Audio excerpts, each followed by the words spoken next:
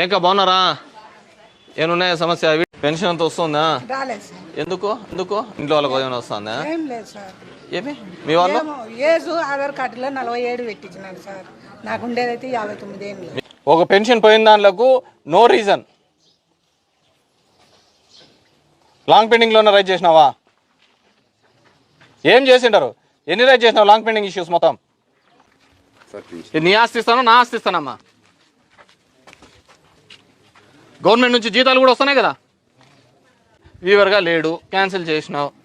వయసు వచ్చింది, వయసు వచ్చినప్పుడు అది అన్ఫ్రీజ్ చేసేసి అది తీసేసి కొత్తగా ఓఏపీ కిందకి పెట్టాలా లేదా? పెట్టాలా లేదా? మరి ఏం చేసినావు? ఏందమ్మా నీ దగ్గరికి తెచ్చియడం అంటే ఏంది? నాకు అర్థం కావట్లేదు. ఎందుకు అవే తీసేయడానికి ఉంది ఆప్షను?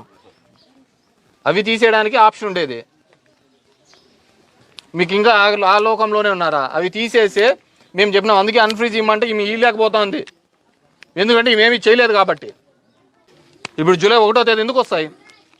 గవర్నమెంట్ ప్రొవిజన్ ఇచ్చింది అలా తప్పు పనేటివన్నీ కూడా అన్ఫ్రీజ్ చేసి మళ్ళీ కొత్త పెన్షన్ ఐడి రైజ్ చేయాలి అని.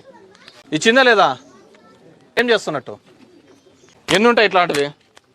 వయసుకు వచ్చిన వాళ్ళకి పెన్షన్లు అప్లై చేయకోకుండా. నీ నోటీస్ ఏందిమ్మా? నీ నోటీస్లో ఉండడానికి నువ్వు వాలంటీర్లు నువ్వు గైడ్ చేయాలమ్మా. వాళ్ళకేం తెలీదు, వాళ్ళకు నువ్వు గైడ్ చేయాలి. వచ్చే ఇన్ఫర్మేషన్ సచివాలయ సిబ్బందికి వస్తుంది.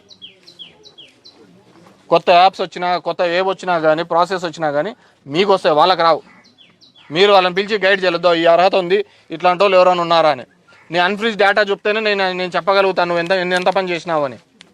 నువ్వు రాలేదని నాతో అబద్ధం చెప్తావు. ఇప్పుడు అప్లై చేస్తే మళ్ళీ 6 నెలలకు డిసెంబర్లోకి వచ్చేది వీళ్ళకి పెన్షన్.